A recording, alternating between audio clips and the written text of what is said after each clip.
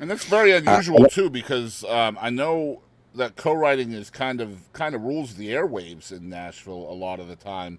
But that served you extremely well in the side of monetization, because when you have sole credit, you are the guy that gets the check. There are no other checks, so that definitely helped you well, out, I imagine.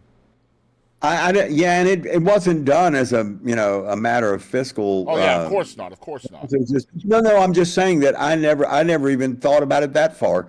But I do tell people ask me about writing. I say, well, I'm if you're comfortable co-writing, by all means. But I think you can't really be that strong if you can't write a song by yourself. I mean, I don't think you can be that much of a co-writer if you can't finish a song by yourself. I think you have to get to know something about how you write and what you can bring to the table before you can share it with somebody else. And a lot of the co-writing that I do these days is, as I described in that old school method. I love working with piano players who are, a C chord sounds completely different on a Yeah. piano than it does on a guitar. And so I enjoy trying to write a lyric to a melody. And likewise, I enjoy writing a lyric and handing it over and seeing what the musician in the group has to say about it. So Uh, did you ever get a publishing deal? oh, I did. I worked with a very prominent publisher here in town, just on a handshake basis for all intents and purposes. One of the greatest of all time. I mean, he's Dennis Morgan, who wrote. Well, I ain't got time to tell you all he's written, Yeah. but he was very well established, and so the good news is the songs that went through his publishing company. He could make his people could make a phone call to anybody and get in and see them, and that was just never my strong suit. I just never took that many meetings. Everybody I've met out playing in some capacity or the other. So, and then eventually, I was really fortunate later on. I got signed to, uh, well, I was working for Bug Music for a while. And that was a real education. It was fascinating. The Begois brothers are just a fascinating entity. And then from there, I got signed to Forerunner Music, which was Alan Reynolds and Jim Rooney, Yeah. Terrell Tomlin, and Mark Miller. And of course, Alan was producer of everybody from Don Williams to Kathy Mattea, Garth Brooks. I mean, he did everybody. But truly, he and Jim, two of the greatest song men ever. I mean, when I say that, I mean they were looking for substance. They were looking for songs. They weren't looking for hits necessarily because they knew a great song could become a hit. Hmm. But a hit doesn't necessarily mean it's a great song. It just the two are mutually exclusive sometimes. And And sometimes, a lot of the time, the marriage between artist and song is, the penultimate everything. reason why a song becomes a hit as well. Um, Oh, it's everything. Yeah. yeah.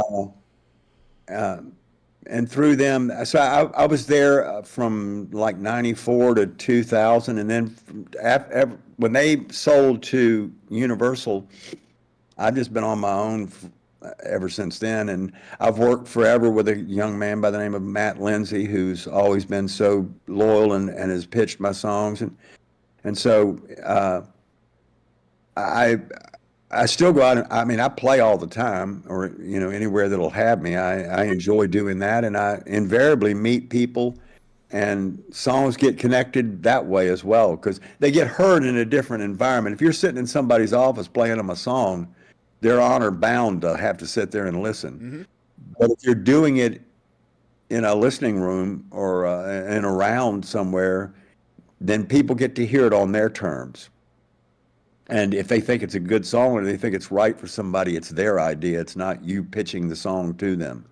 So I plus fact that's the true test is to play a song out and see what kind of reaction it gets prior to it ever being a hit.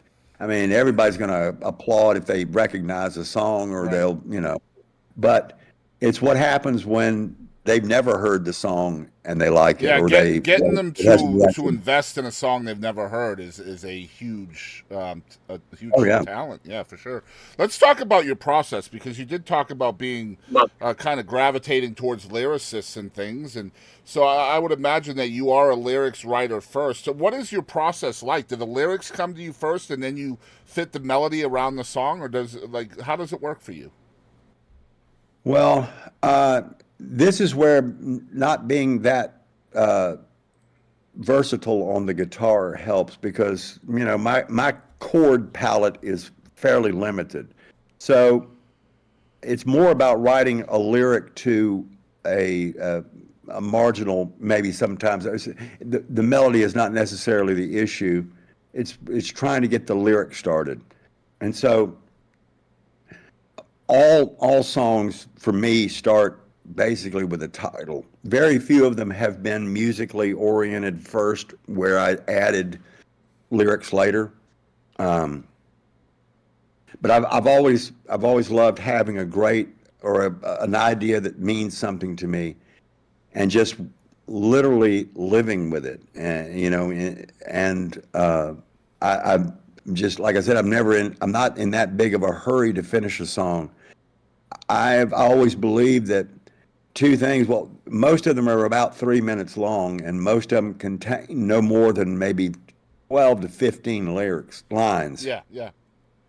So every one of them ought to be important, they ought to be more important than just making sure they rhyme and the meter's right. I mean, they've got to say something, and they've got to say something from the top. Uh, the one thing journalism taught me, is like you either get the lead right or ain't nobody going to read the rest of the story that you just typed up. That's right. Uh, so I've got one song in particular that is probably one of my favorite songs that I've ever written. I remember the whole, and it's called "Getting Older," and I literally did writing the song. It took me a year to write the song, and I so enjoyed its company. I so enjoyed having the lines to work on and the words, trying to find the right words and trying to make sure that everything about it was as good as I could do. Um, and it taught me a lot. And it's one of those songs I play, and it invariably gets a good reaction. And people ask who's cut it, and I go nobody.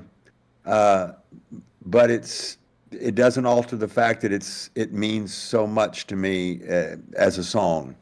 It was like the so that's my process is basically offline writing. I don't spend an inordinate amount of time walking around with my guitar or sitting over a legal pad with a pen or a pencil. Well, here's a A question lot for of, you along those lines. A lot of songwriters have told me over the years that they kind of look at songs as a puzzle. So right. if you're not in a rush to finish a song, which I think is really interesting, right? Because um, Yeah. a lot of people want to be fast and right, fast and right. But with you, you're not impatient with your craft.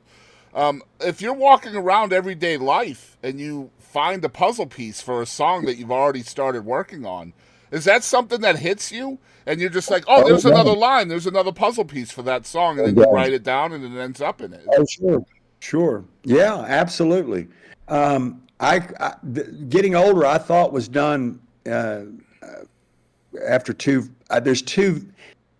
It's not a song. It's not a story song. It doesn't have a beginning and an end. It's just different vignettes of the same topic.